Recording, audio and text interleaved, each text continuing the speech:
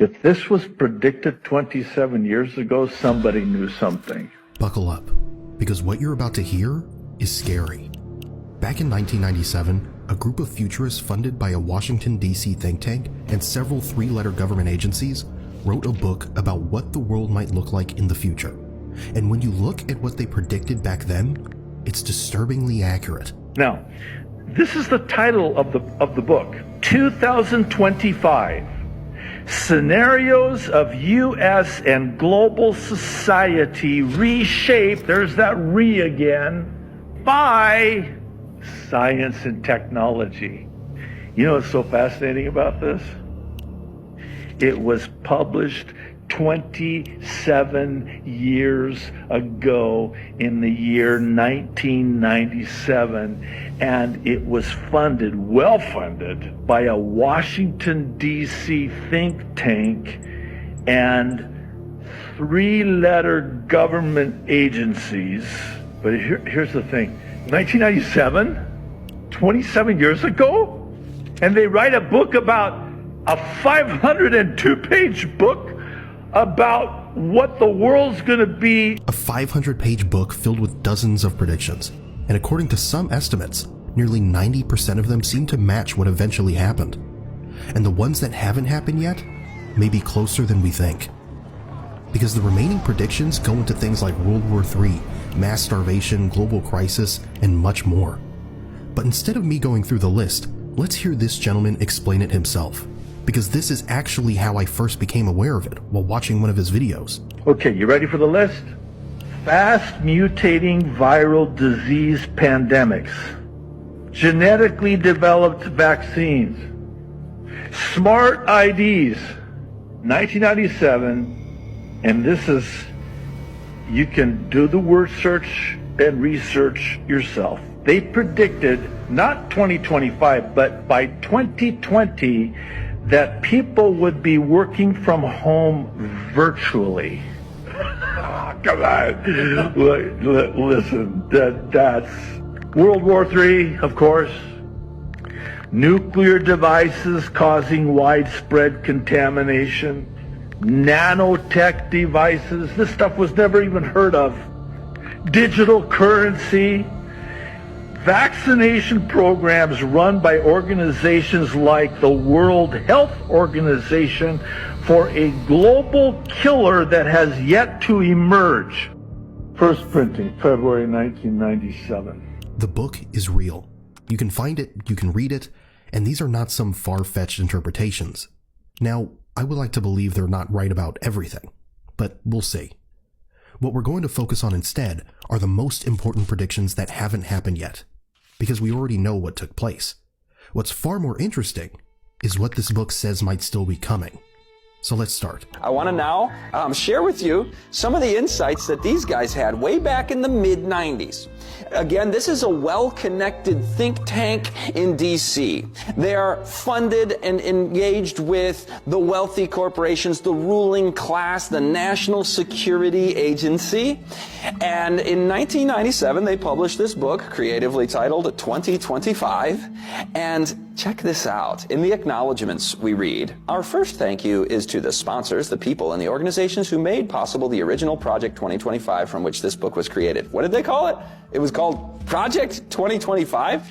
This book was published in 1997. The project itself was led by futurist James Canton, an advisor in technology, national security, and economic forecasting. But what really raises eyebrows is the acknowledgments section in the book, because the authors openly thank the organizations that helped fund the original research behind it. Large corporations, technology companies, defense contractors, policy institutions. The kind of organizations that don't just observe trends, but often influence the direction of technology and policy. So the question becomes, were these simply educated guesses? Or were they looking at plans already being discussed behind closed doors? Either way, let's take a look at what they predicted. 10 things to expect if this Project 2025 from the mid-90s turns out to be correct about the remaining items that have not yet transpired. And before I list them, I want to remind us, these are not just, throwing a bunch of stuff at the wall and see what sticks. I mean, it's like 90% track record here. And they may not be right about all these either, But here we go. Now brace yourselves, because if what you're about to hear ever becomes reality, things could get very ugly. Let's hope they got this part wrong.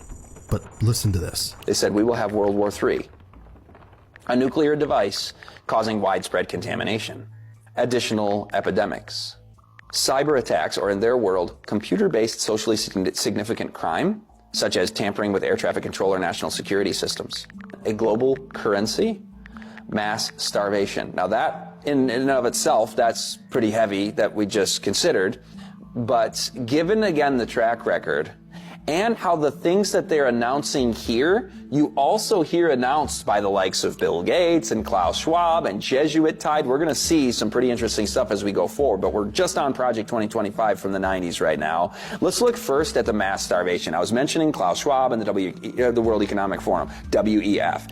He stated, we're going to have an angrier world. In the context of food and energy scarcity, we are going to have an angrier world.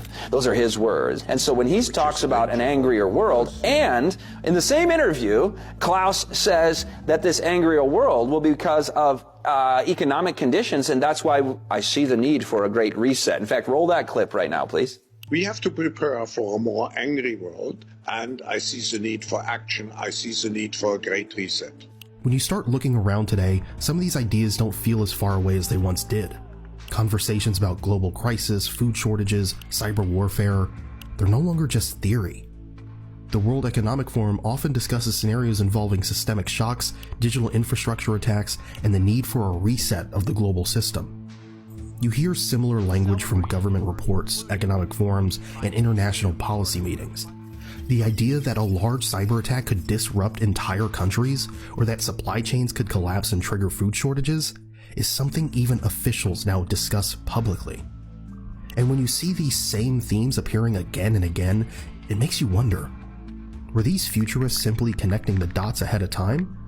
Or were they closer to the people drawing the map in the first place? There is a Obama-produced film, a movie, that came out called Leave the World Behind. Why did the Obamas get behind this film? The film, I won't be able to tell you that, but I can tell you what the film is about. It's about an apocalyptic scenario after the grid fails and there's a grid down crisis because of cyber attacks. And this comes out, again, right before 2025. And then you go back to 2014 with the release of a video game, which also has scripts like movies do. And this Black Ops 2, major prominent video game, the script writers for it were consulting with that the Wall Street Journal calls the premier futurist in the national security space. So the top Pentagon futurist was consulted for the script on this video game. And what is the script for the video game? Well, the object of the game is to prevent a cyber attack in the context of a new Cold War with China. And guess what year this video game is set? Again, this came out in 2014, and the video game is set in 2025. So we're starting to see kind of a pattern here, are we not? But isn't it a little strange, that film produced by the Obamas? I mean, why that topic? And why now? And why do we keep hearing about these kinds of scenarios more and more often? Every now and then, authorities even suggest that people keep some emergency cash at home, enough for about 72 hours, just in case ATMs or payment systems suddenly stop working. So you start to wonder, what's really going on here? Maybe it's all just coincidence. I don't know. We look at World War III, and we look at their predictions that a nuclear device causing widespread contamination will take place. This might sound outlandish, but keep in mind that since 1945, with the invention using of the first atomic bomb, there have been, in Cold War history, 16 near-miss nuclear events. And historians and national security experts estimate that about 1%, you have about a 1% chance in any given year of having a nuclear exchange. A 1% chance, then over a 100-year period of time, you'd expect it once. If you get halfway through that, you feel like, we're living on borrowed time. Well, we're like 80% of the way through a 100-year period of time since 1945. So it's hard to expect the unexpected. It's hard to foresee that which our normalcy bias doesn't allow us to see as potentials. We lose imagination because we see only the thing immediately in front of us. But this is something that the Project 2025 futurists are saying to expect. And again, we see war, epidemics, starvation. Let's do it in the proper order from the Bible again. War, starvation, epidemics. Those are 3 of the 6 that are up there from that pale horse. God forbid something like that ever happens. I really hope they got this one wrong. But sometimes it almost feels like the scriptures are right on point. Now, here are the last 4 predictions we're supposed to expect. Listen to this. Now, the last 4 predictions that they make here, we got 10 things to expect if they're correct. Universal monitoring of business transactions. Smart ID cards. Now, watch this. This gets even more interesting. Smart ID cards, including your religious and or organizational affiliations and perhaps with your genomic data. I had to take a picture of that segment out of the book, put it on the screen so you can read it for yourself. Identification cards will be universal. Smart cards will contain information such as nationality, medical history, perhaps even key data from one's genome, education and employment records, financial accounts, social security, credit status, and even religious and organizational affiliations. Now that might sound a little far-fetched, but remember, this book was written almost 30 years ago, and many of its predictions have already happened. So before we dismiss the rest, listen to this. The 9th one kind of sounds innocuous and not that big of a deal. It's just Social Security will be based on need only. The technical term for that is means testing for transfer payments or other forms of welfare. Means testing meaning only those who need it will get it, and they're making a prediction that will be the case with Social Security. Some people might be a little have their feathers ruffled by that notion, but I'm not meaning to get into the economic political debates about that. I want to bring this out because if they will means test it, then they will also be willing to take the next step, and that is ideological testing. Happened with the truckers in Canada. Bank accounts frozen, the targeted group, anybody who is the other, who is the demonized group of the day, can have now the precedent has been set in the West to be debanked, to have payment processors taken, to be prohibited from platforms that are kind of in that woke ideology at the moment. And so the fact that they're saying, well, you're not going to get your check unless you need it, that can step right next to the next stop on that journey toward tyranny. You're not going to get your food. You're not going to be provided for in a context of scarcity and famine. Now, I don't even know which one is scarier, because honestly, all of them are terrifying. But it does seem to be getting clearer, doesn't it? They wrote about things like this almost 30 years ago, and today we keep seeing the same themes everywhere, in movies and video games. Some people call it predictive programming, the idea that certain scenarios are introduced in culture first so that when they eventually happen, we're not that surprised. Now, I'm not making any claims here, but you do start noticing similar conversations popping up everywhere. Technologists talking about the future, even people like Elon Musk discussing ideas like universal basic income. Some billionaires quietly building underground bunkers, and more of these signals appearing at the same time. So, what's really going on? What are they preparing for? What do they know that we don't? Anyway, let's keep going, because what comes next is very interesting. This kind of leads right into another one while we're on number 9 about the Deagle Corporation. This was a major intelligence outfit that they were cited by and utilized by Stratfor, which is probably the biggest global intelligence corporation there is, and Stratfor cites Deagle. So they're a major player in intelligence developing and publishing. And they made a prediction that by 2025 there would be a reduction, look in the red, of population in America from 327 million to 100 million. And GDP would drop from 60,000 per person to 24,000 per person. Now, this is not to say that this will happen, but that's quite an alarming prediction to make. Why would you go out and say that? Well, it's in the context of here, what we were talking about, mass starvation and global currency and major war and epidemics and cyber attacks. This is where you see massive population reductions and economic collapse. But I love their little disclaimer here. They first, this isn't the disclaimer, that'll be on the next slide, but first they say this: the collapse of the Western financial system will wipe out the standard of living of its population while ending Ponzi schemes such as the stock exchange and the pension funds. Take into account that the forecast that they've made here is nothing more than a model, whether flawed or correct. Okay, here's their disclaimer. It's not God's word.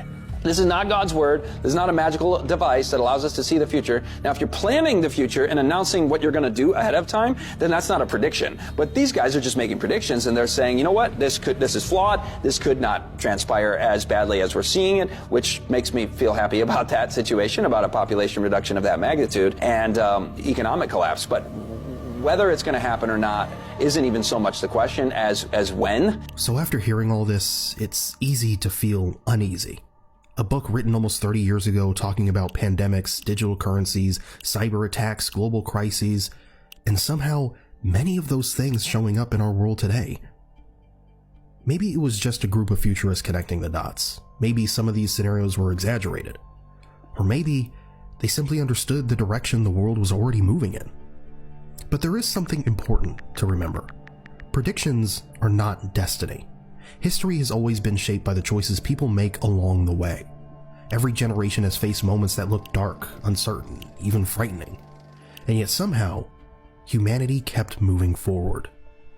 So maybe the real value of looking at things like this isn't fear. Maybe it's awareness.